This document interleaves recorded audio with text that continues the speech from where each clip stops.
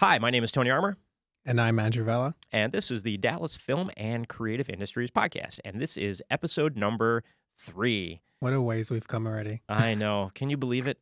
3 Three episodes. episodes. It was like Wow. yesterday we started our first It episode. seems like it. It really does. It really does seem like it.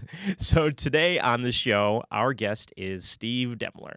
Steve has done a lot. Steve's done a variety of things. Most recently, now he has worked in finance and has a film fund set up, doing a variety of things, financing films and technology projects and a variety of other stuff that I'm going to let him tell you all about.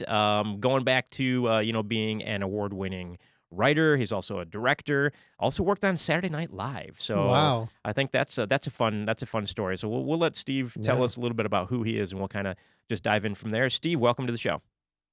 Hey, thank you for having me. I appreciate it. And for the glowing introduction.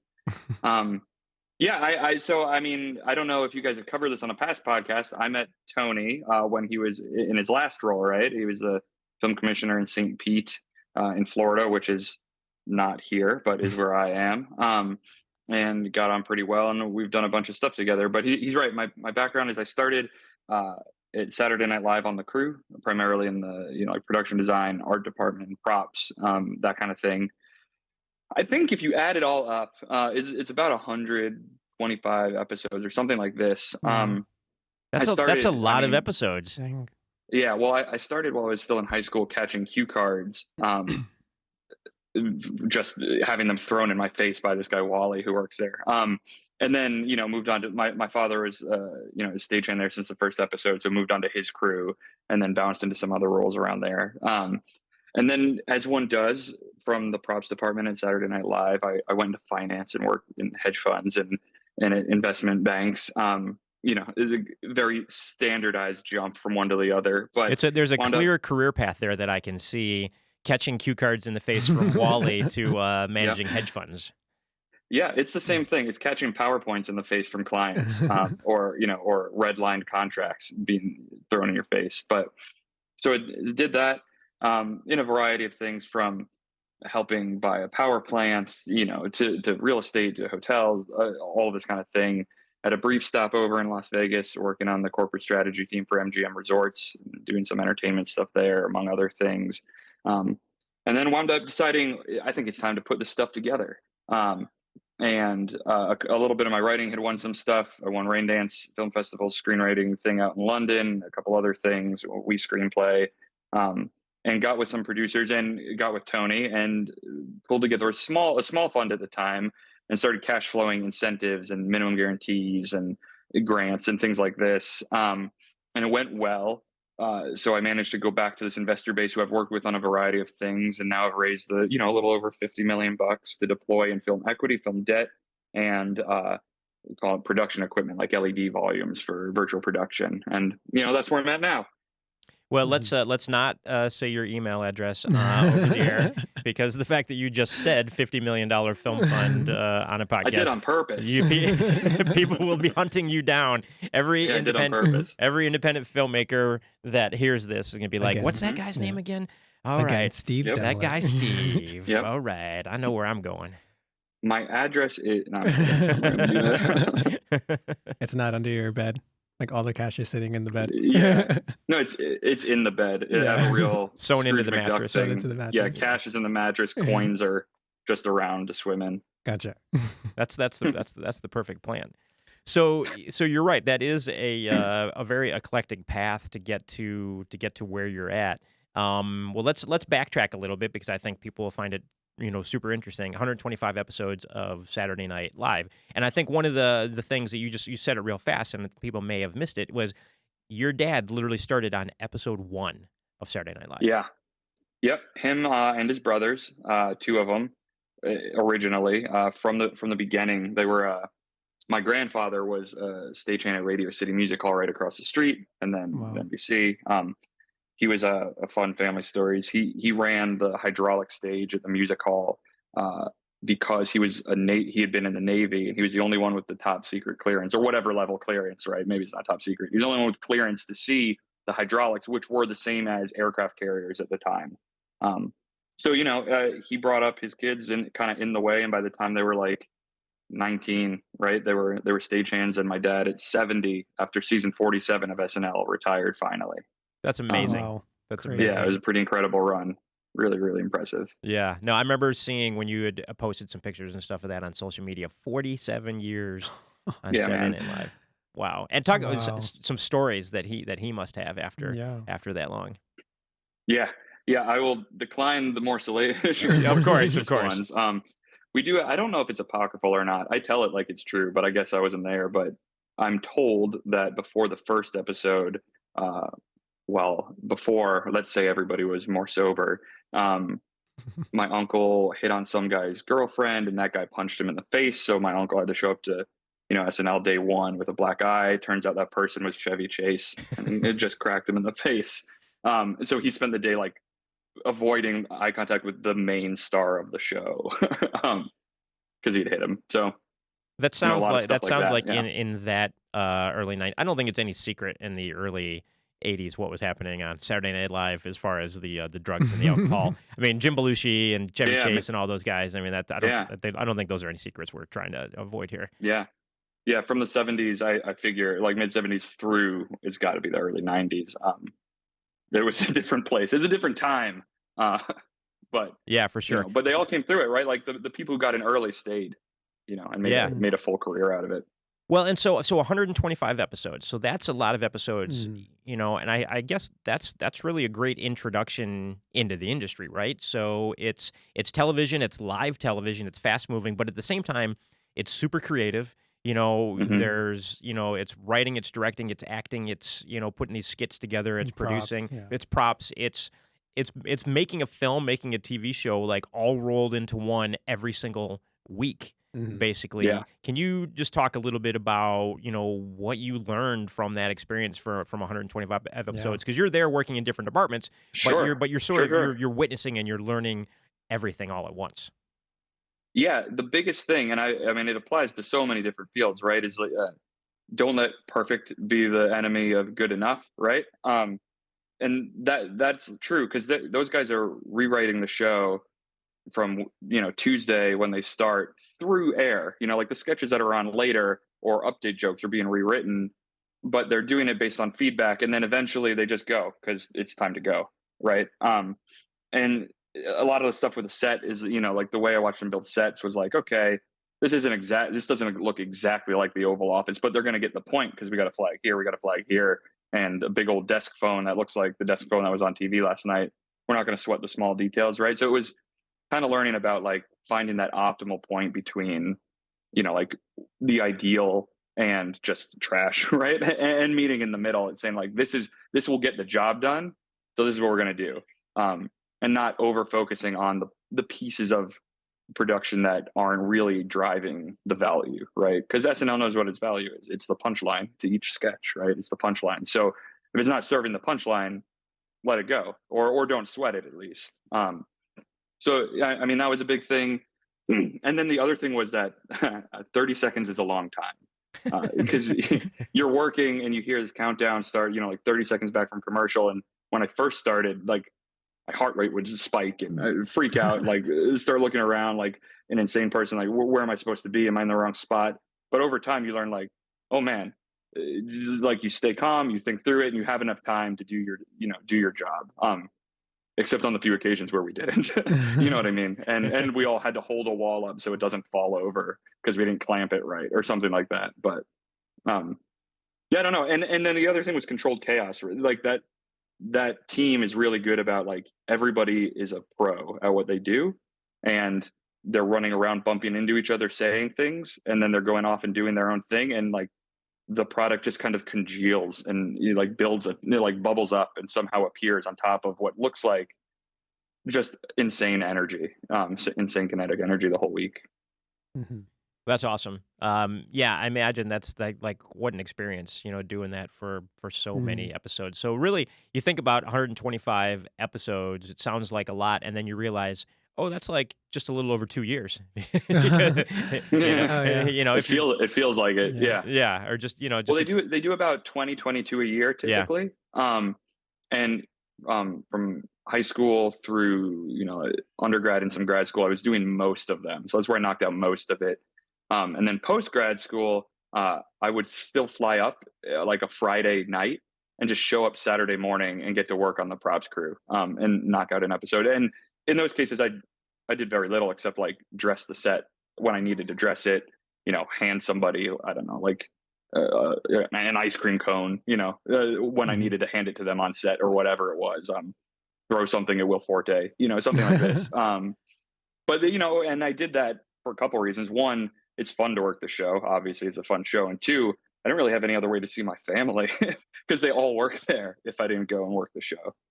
That's cool. That's That's yeah, awesome. yeah, that's great. And so, your whole family works there, and they'd worked there for so long. What was it then that made you be like, I don't need to do this until I'm 70, like Dad. Sure. I Yeah. think I'm gonna go, go into the easygoing world of finance. Yeah.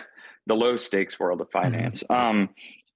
I saw some of the older, even more than my parent, like my dad and my uncles. I saw some of the older guard, like lighting designers, like Phil Himes and some of these other guys, Eugene Lee, who just passed away, which is really sad. Like working until very late. And there's another family there who has like maybe 8 or 10 family members working the show, and they joke like they're gonna find their dad dead in the stairwell because he's gonna be working until then. And maybe a little bit is because it's like a great job and it's really a great workplace. But the other part is they have to. New York's really expensive. You know what I mean? And most people are not hired by a show that lasts 47 years, right? These shows close, people are out of work, and it's expensive to live. So I just thought, like, I love this and I love writing, but that can be a hobby. I also really love shelter and food consistently. And I found I had an aptitude, right, for numbers and math. And I found that SNL gave me a real calmness in the face of like volatility, which is absolutely transferred over into finance in a pretty seamless way. Yeah, so you go through that, and then you kind of come back full circle, and you start in entertainment, move into finance, build up your relationships and your contacts and everything there, and then make the circle back to entertainment, but in a completely different facet and Mhm. different position. Now, talk a little bit about what that decision making process was like, and if your wife was ready to divorce you when you said that you were gonna stop your finance job and instead get into the world Sure, of film and entertainment. sure. Well, compromise, right? She's from Florida. We moved to Florida, um, Mhm. and based here. So there's there's always a give and take. But uh, the way SNL kind of informed and helped, like, give me some calmness and volatility that's helped finance. Finance kind of gave me the mindset of like there's a lot of good trades that you can pass on and still find the right one, right? So it's about like finding a value and then finding the value that's right for you. So when I was thinking, how do I come back into entertainment and how do I put the things together? Basically, I looked for the need, right? Where was there a need, and where do I know something that might provide a little edge? And this like cash flow and incentives or whatnot is easier for me because I understand what they're underwritten by, right? Like I understand what the creative production is as kind of and what the risks are, to delivering and fulfilling the terms of say an incentive or a grant or whatever it is. And I also can translate that into finance. Whereas a lot of people, some of these are so small, right? We're not talking about studios. We're talking about independent financiers. Like you got a guy who's really good at real estate, trying to understand the risks to a $500,000 incentive receiving delivery, and he's just not familiar. So he misvalues the risks. He's uncomfortable with it. It's a stretch for him. He doesn't really know where he is. But for me, the background and understanding production risk, and also in terms of finance made it a good starting point, right? And what financier doesn't want collateral? You know what I mean? And be able to start something new in kind of a slightly risk averse way. Yeah. So, I think, maybe a lot of people listening to this podcast, because we don't know who's listening to this podcast yet, since it's only episode 3, Yeah. are probably independent filmmakers or independent creatives in, somewhere, digital media, commercial, that kind of stuff. and they want to get stuff made. And I think so many people really don't know how. Mhm. Well, how do I take those steps to actually find money for my project? It's a question that as a film commissioner I've gotten for Mhm. many years. People calling up, they haven't started yet in Dallas. I know those calls will be coming soon. Yeah. Hey, I've got this great idea for a film, or I've Yeah. got this great screenplay. Can you help me get it made? And that's not really what we do. Mhm. And then I don't necessarily say, hey, go talk to Steve. He'll give you Yeah. money. I don't do that either, because that's a lot of it is like, well, Sure, who can you sure. put me in touch with? And I was like, it's not quite, that doesn't quite work that way. And so we'll Yeah, do workshops and educational things, sort of sure. explaining finance and Mhm. distribution and how it works, and why you can put things together in a different way, and why you should shoot them in Dallas In Dallas. after you get the money for Absolutely. your projects. I mean, where'd you wanna shoot Great it? weather, film friendly, great warehouses. All the good things, all the good things. So, Yeah. part of it is, so let's say there's a scenario where a filmmaker does come to you, and Mhm. they say, "Hey, I've got this project. It's a great project. The script is Yeah. awesome. Everybody else thinks the script is awesome as well, not just my grandma and my mom. Like real people Sure. think this is a good script. What sort of evaluation process do you go through and in talking to Mhm. them to decide, is this something I want to participate with financially or not? Yeah, I'd love to hear what Y you're looking for. Sure. So it depends on the bucket, right? Like if I'm being approached to cash flow and incentive, uh, when I read the script, I'm not necessarily reading it uh, to think, is this like an incredible piece of art, right? That I really believe in. What I'm reading it for in that case is it producible with the proposed budget, and can we deliver the terms of the incentive that are ultimately protecting my investors and protecting me, And right? when you So say it's a cash flow incentive, I just want to explain, for maybe those in the sure, audience, if you're getting an incentive from, let's say, a state or from a region or something like that, and the incentive is $500,000, well, those incentives don't pay to the film or the project right off the bat. They come later after the project is done shooting. So what you're going to do is you're going to give them the money specifically for that incentive in advance, and then you get to keep the incentive, basically. yeah.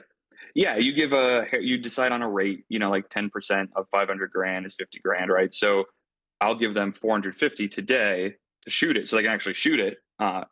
And then I get the incentive will come to me at the 500, and that's how I get my return when we do that.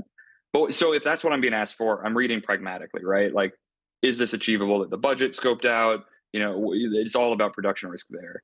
If I'm being asked to also put in equity or help cast it, or do proper producing, like more involved producing, then I have to enjoy the script, right? Like the story has to move me, or like entertain me, or really kind of move the needle, because it takes so much more time, right? And there's so much more risk that I at least have to enjoy the risk I'm taking, let Mhm. alone underwrite it financially. So it depends on which one. I do equity. It's a lot smaller than the amount of the incentives, and call it film debt, cash flowing minimum guarantees and things like this that we'll do. But I definitely do both and want to do both. And it for me in the independent space, it really comes down to like the writer, director, and lead producer. Are they here to make a movie that can be made, or are they dead set on making this thing they have in their head, like real life be damned? Because I talk to both all the time, and I won't say which one, but one of those groups tends to be, the more common than Mhm. the other. Um, Yeah, I think yeah, creative people a lot of times don't necessarily also have a business mind, and so they're yeah. like, "This is my vision. This is what the film must be, no matter what," without taking into Yeah, consideration the fact that they're not spending their own money on it. sure. And there's the idealizing like stories of like Robert Rodriguez shooting something for 7 grand, and like, or somebody with a large budget produces this incredible work of art because they're uncompromising, and they don't give up on their vision and this and that. But like that's not true. It got made. They compromised a ton. You know what I mean? Like that is what happened. They made deals and they compromised.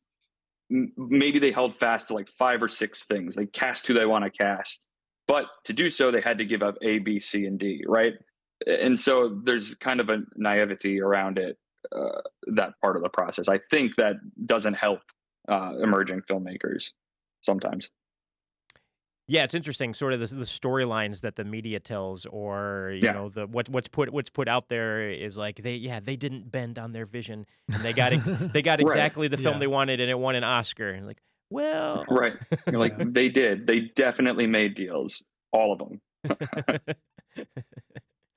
well, so you have some I don't know if you're officially announcing this yet or not, but you've made some deals with some industry companies that moving forward. I don't know if you're allowed to talk about that. If you're not, well, I'll move on to something else. But one, So one I can't. The one you're probably talking about is back and forth on paperwork, but okay, it's advanced, right? yeah. So Lord willing, we'll get there. But and then the other thing we're doing, speaking of equity, right, is partnering with a firm in New Zealand. New Zealand has a really wonderful, like, supportive, government regime for film. To shoot a film out there in April called Bookworm, starring Elijah Wood, directed by Ann Timpson. Who's a Sundance director. He did Come to Mhm. Daddy. And that's just the case of, like, really shrewd, intelligent producers putting together the right financial package to where some of the return from debt can help offset equity risk. And they built a business package, and they made the deals where they had to, and stuck with what they had to stick with, and now we're going. Nice. And that's So fun. I mean, that's a good example. Yeah, And that's shooting in New Zealand. correct. Yeah, Elijah in Wood's gonna Elijah Wood. mid-April. love being Back back back in New back to New Zealand. Zealand. He's like, haven't I spent Yeah, enough time in this Yeah. country? yeah, He's gonna love He's- being there. yeah. He's like a local hero without having to be from there. Yeah, Yeah, I Yeah. guess if you would think about it, like if when Elijah Wood shows up in New Zealand, like It's that's a like the thing. Pope, right? I Yeah, mean, it's it's a like thing. the Pope of New Zealand has just showed up. Yeah, roll out You the red know, carpet. he gets to go down the street in Yeah. that plastic bubble of a car, of a convertible, and just wave to people. That's what I imagine when what Yeah. happens. Yeah. You can tell me if that's true or not, or I just mean, lie to me. And that's 100% true. I'm just going to go on record and say there's no way that's not true. You heard it here first at the Dallas Film and Creative Industries Yeah, podcast. yeah, exactly. that's right. We're gonna perpetuate that myth for the 12 people that end up listening to this podcast. Including Elijah Wood. Yeah, Maybe- as it turns out. Yeah. right? Yeah, he's a big fan of the Dallas Film and Creative Industries podcast. So obviously you've got the Elijah Wood film. You have paperwork going back and forth, Yeah. and all the attorneys doing that stuff. And Yep. this your $50 million fund is really new. So this is something that Yeah. within this year, it's 2023 right now, has just gotten started. So by the end of this year, what do you envision happening with what you've got, in the next 11 months or so? How much do you see Sure. doing? Because obviously this is a long-term play. This isn't you're not planning on spending all 50 in 2023. I Correct. wouldn't think so unless you were aiming to be, like a lottery winner or something. And it's like it came in, it's going out as fast as it came in. March 10th. I'm spending it by March 10th. You heard it here. No, it's I'm trying to build something sustainable, right? So if you look at the buckets, equity, debt, and like LED volumes, right, for production, virtual production, equity will be the smallest bucket, debt will be medium, the virtual production will be larger, and that's a function of the steadiness of each of them, right, and how I can build them all. So it's about building a whole portfolio of all of them that feed into each other and allow a little more risk taking, which is the equity, right? And so it really depends on how long it takes to source and build the safe buckets up to lift the riskier bucket up, which I expect to take throughout the course of the year to spend. I would love to get like 15 to 25 out this year of it, because the reality is, and anybody in my position would do this also. As soon as like 10 to 15's out there, I'm hitting the road to raise more, or attempt to raise more, right? And at some point, hopefully this is kind of self-perpetuating, and the need for more expensive capital, goes from the outside, external capital goes away. But the way we're going to do it, right, is sign some deals to build a pipeline of films and incentives and minimum guarantees and small equity shots through deals with a couple of agencies, hopefully. But I'm also looking to do maybe a couple private equity deals and take stakes in production companies that are led by industry professionals who've been doing it for a while, right? And have an established reputation of we get films made on time, on budget.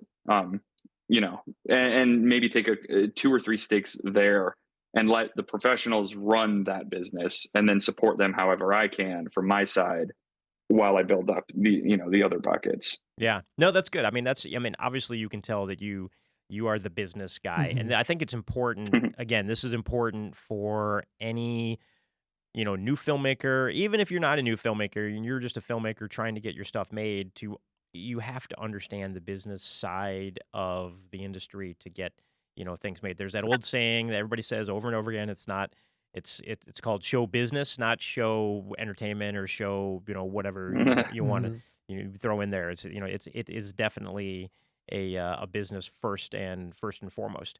Um, talking about and I've already introduced Steve to a player in the industry that's in Dallas, Mhm. and so we can talk offline about that, Steve, a little bit and see Sure. how those conversations Mhm. went. So already working to bring some of those projects and some of that 50 million to Yeah, Dallas if possible. Mhm. But we absolutely. Andrew and I were talking a little bit on I think our first episode about Mhm. LED volumes and Yeah. about where we Yep. see that technology going. So I think you are of the same opinion that I am, that it's not just the Mhm. future, it's the now, and Yeah. to really Yeah. get embedded with that now is where technology is going. Yeah. Talk a little bit about what you see in that technology and in the future of the industry utilizing that. Sure. A good example. So a good benefit, like I'm sure you guys covered like how impressive the technology is, and everybody can Mhm. Google and see the Mandalorian or 1899, and like this incredible, like the incredible visuals you can put together with these things is amazing. And using Unreal Engine, which is open source, which is incredible. Blah blah blah. For smaller productions, which most of the time independent, creatives have to be, um, think about like reducing Teamster fees and trucks and gas and loading from shipping crew from place to place and the time value you lose and shipping, company moves and this and that because you can shoot 80% in a location, right? And you get the right props, you get the right PD on board, and bam, you say that money can go to the wall. It's a lot more controlled. And so it provides a lot of value on budget line items you wouldn't typically associate with LED volumes, right? Like it saves you on stuff you don't really want to be dealing with anyway, right? You want to be in the studio, and not moving everybody around and having an extra 30 minutes to tinker with the lights, and the visuals that you wouldn't if you were driving down the street to, another empty lot or, an Mhm. abandoned building that you're going to shoot in, and try to keep your crew from getting tetanus when they step on something. So that's one thing. But the other is something I'm doing is like, as we get these out there, is trying to understand the position of these up and coming production companies, like what that want these walls to like advance themselves into the future and stop shooting on green screen that you can buy for felt at Michael's, like Mhm. department store or whatever, and actually like take the next step to grow their business. And it's kind of building creative financial packages that allow them to actually have the wall, use the wall, and build their business without having to kind of mortgage all of their future cash flow just to stay afloat and pay for the thing.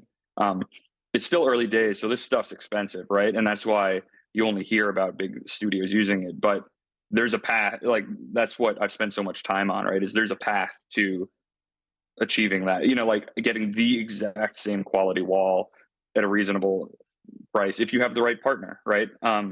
Who's kind of building for both to succeed than for to make a sale or whatever it is. So I think that's what you mean by the future is now, right? Like Mhm. yes, it's expensive and futuristic, but it's happening. It's already happening, and there is a way to do it. You just have to partner with the right partners, right? And be understand like what constraints there are. Yeah, and I think that's what I find to be really interesting is sort of the model that you set up is that this is something that can enable smaller companies or medium-sized companies to get this same technology and make it worthwhile, because the beauty of these is there's not one size. They're not one size fits all. They can You Yeah. know, you've got a tiny little podcast studio like we're sitting in here, and you want an LED wall in here. Okay, we can find a way to make that work. You know, it's very customizable by Yeah. what you're looking for. So anybody in Do you need Dallas, one, Tony? yeah, anybody, I'll put one Oh, in. I'll put one in that studio, Tony. for all those listening to You just the ask. yeah, DFCIO podcast. that's right. Anybody in Yeah. Dallas or anybody that's listening, you need an LED wall. Steve's the man to talk to. Come visit me at my home at 1. No. Well, actually, so Um, there is a website, yes, that you either have or will be going live soon for the LED technology, and I believe that yeah, is story-walls.com, correct?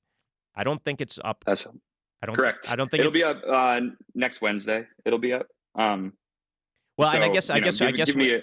I guess we should say that next Wednesday is Will this be out in the was past? 3 weeks in the no, this past. is we're living in the Mm. past We're here, living in the so past. Got it.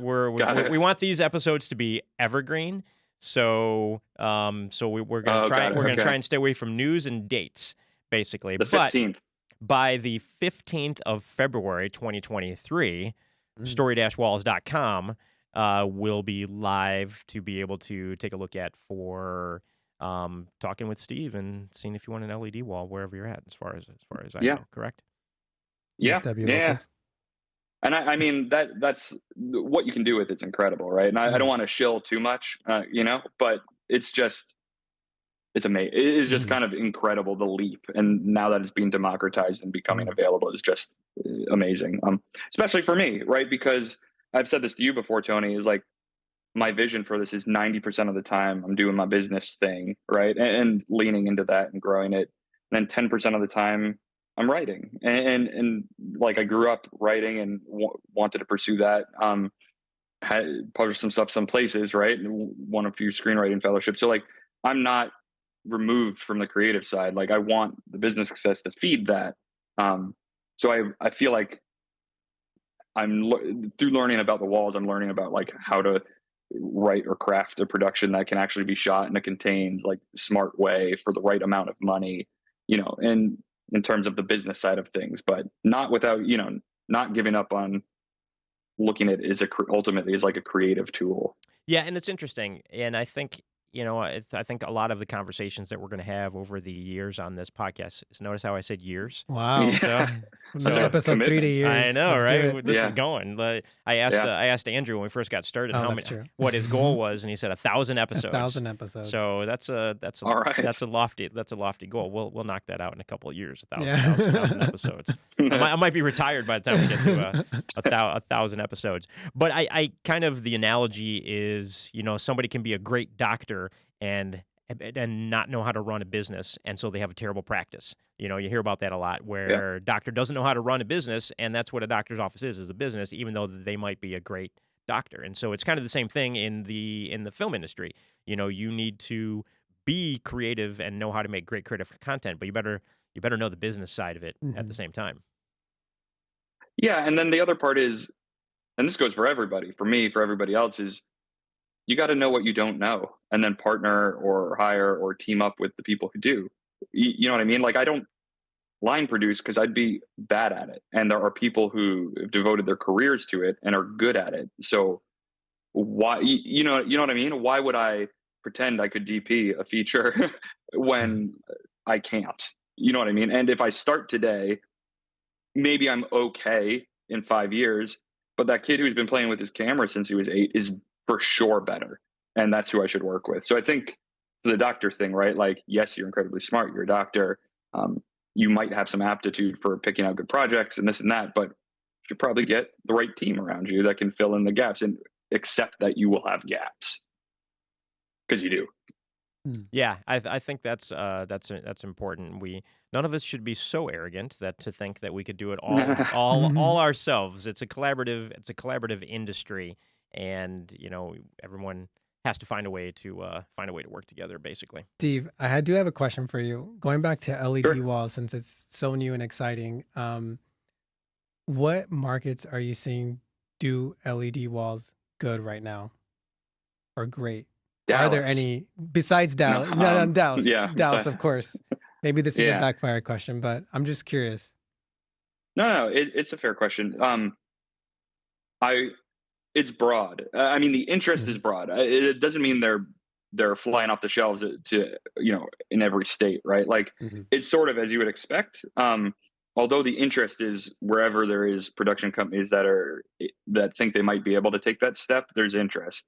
The people doing things are where the environment is hospitable to do things, right? And where there's some way to plug in, right? So, Like Dallas. um, like Mhm. Dallas, Louisiana, Georgia, places like that. An impressive thing is uh, Florida is not a hospitable place for film, right? However, not to pat him on the back because I don't want to overdo it here, but Tony, before he came to Dallas, had created a situation in St. Pete where, despite the circumstances, there's a thriving community there. So I was able to do some good work with some really kind of brilliant studios there as well. But I think this is widespread, right? So as soon as the tech is, people understand that they actually can get it and that it is the same, and they're not worried about getting like, like the off-brand version that Mhm. where like the logo is Gucci but the G's are the wrong way.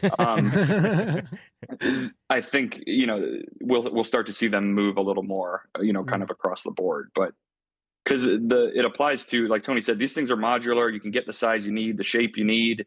Um, if all you want to do is shoot commercials, then get one appropriate for shooting commercials, right? Like Mhm. if you there's a place here where the first one I got was to test out my supply chain and an operational flow and kind of test the quality of the product. It's Mhm. used as like a backdrop for comedy shows that adds a little bit of color and flavor, throw some logos up, maybe some ads, a little Mhm. bit of this or that. Like and it's it's pretty cheap. It's not very hard to pay off from that perspective when they're Mhm. selling out comedy shows because the production design and environment and the comedians are so top notch. Yeah. And so, since it's so new, I think people are still learning how to operate them. So, do you have any insight into when it goes into a market, where are the LED engineers coming from? Sure. For I like if mean, when they start popping up, because there we do have some in Dallas, and when you bring one to Dallas, um, how can people start working on them or learning to work them? yeah. So the nice thing about an open, like a wall powered primarily by open source software like the Unreal Engine, is the community for training is pretty Mhm. vibrant.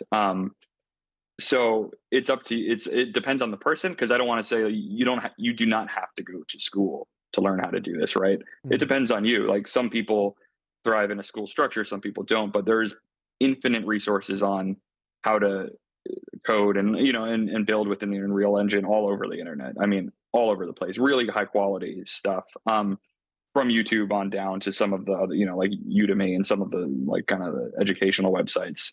Um, or the top schools or having departments like that. Whether there's Ringling here in Florida or USC or NYU, right? Like everybody is training for that, and it's a mix of artistic and computer science, and it's a really interesting field. But the materials are there outside of that kind of ivory tower, super expensive school because of the open source nature of everything. Yeah, So it's that's Mhm. accessible. You just have to put in the time. I think that's the really cool thing about it is a lot of Yeah. schools are building these programs. So if you have a film or animation school at any anywhere in the country, they're adding these LED volume programs where they're not saying, okay, learn how to work on an LED volume. They're teaching game design on Unreal Engine, and so you're doing design Yep. with that, or animation. And so Yep. learning that you're actually learning how to work within the volumes. Now Mhm. to have that hands-on work, you will need to actually go to somewhere that has a volume and do it. But like you said, Unreal Engine, you could be a high school kid, sitting in your Yeah. bedroom and learn Unreal Engine Mhm. and do it because it's free. They literally, and I think that's For so sure. so brilliant of what Unreal did with that is they just make it free Yeah. so that you can have that because they know that the barrier to entry could be other software. If you want to learn fill in the blank 3D animation software, you have to buy the software, right, or pay that subscription that can be really Yep. really expensive. Mhm. Or it's like, oh hey, if we give this away for free, anybody can learn it, and now you become the industry Mm. standard because everybody's using it. Sort of the, think of the VHS versus Betamax kind of thing. Yeah, Make it very, usable for everyone, and that'll be the one that becomes the dominant software. sure. Yeah, I mean, that's exactly right. Well, speaking of, I'm gonna do a big callback to the beginning of our episode. We Nice. were talking about Chevy Chase. He is coming to Okay. the Dallas Fan Expo convention. Oh, So is if he? you're looking to come to Dallas while you're scouting your next film in July Sure. and you're interested in Chevy I Chase, And you and come you to So the I can can Fan go up and to you him can and say, say, "Hey, "Hey, you hit my uncle. Is that There true?" you go. Shut up. do you I remember mean, punching my uncle?" And then he punches you, and yeah, And he it's just then, a beautiful yeah, family that's a it's tradition. a Yeah, family full tradition. circle. yeah, Everything comes full circle. You can go yeah. Of home, course. retire, and be like, I too was I punched did in it. There you by go. I by did it. Yeah. Awesome. I'm not a tough man, so he probably still could take me at whatever age he is now. I assume he'd win. Yeah. So I'm not trying to do that. Well, Awesome. Steve, before we wrap up here, anything else you got coming up next? I think the next up basically was the Elijah Wood project, and I know you've got a lot of other Mhm. things in the hopper that you're working on. So, down the road, as you get more things, we'll have you back on to talk about the other things that you're working on. But anything else that you're working on that you wanna share before we wrap up? Yeah, well, I mean, the LED thing's big. That's going to be a big focus because I think I've found a way to bring it to places, to companies that prior to now wouldn't have been able to have it. So that'll take a lot of my focus. I guess in May I'll be in France, right, for Cannes Film Festival to kind of build my pipeline, right, and that's I think part of what emerging filmmakers need to think about too is like you have to have your scripts or whatever, right? And you have to have them ready and they have to be good. But you have to also allot a reasonable amount of time to build your network. And it's not so easy as meeting somebody over drinks and immediately throwing a script in their face saying, "Hey, why don't you make this?" It's doing something for someone else, right? Or letting them get to know you as a person, so the relationship is a little more sturdy, right? Before you try to build something on top of it. So I'll be out there for that kind of for the LED thing, and also building the film debt and film equity pipeline. And then I have it's not finalized, so I can't talk about it. But I am taking a small equity position in a film from an upcoming, emerging, just super talented female filmmaker that I would love to come back and talk about because we're nearing done. But I don't want to jump the gun Yeah. and Mhm. talk about That's it exciting. before then. When you're ready, we'll talk about Yeah, talk Mm. about it when you're ready. Well, Steve Demmler, thank you for being on the Dallas Film and Creative Industries podcast. My name is Tony Armour. My name is Andrew Vella. Thank you for listening, and thank you very much. Yeah. hope you tune in for the next episode.